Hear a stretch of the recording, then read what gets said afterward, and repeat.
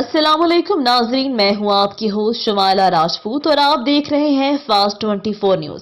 खबर शामिल करते हैं हमारे रिपोर्टर पंजाब पीर मोहम्मद सुखराज अब्बासी की रिपोर्ट के मुताबिक बताया जाता है कि प्रिंसिपल मियां मकसूद अहमद, नायब सदर all private school forum Sheikhupura private school international school system के तीनों कैंपस का सालाना साइंस एंड आर्ट की नुमाइश का एहतमाम किया गया, जिसमें तीनों कैंपस के बच्चों ने बढ़ चढ़ कर हिस्सा लिया।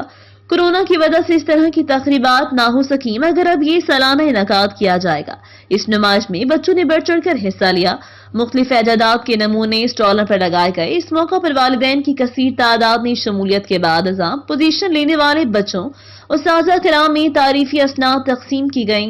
वालिदैन का कहना था इस तरह की सरगर्मियों से बच्चों के इल्म में इजाफा होता है, मजीद मेहनत का शौक भी उजागर होता है।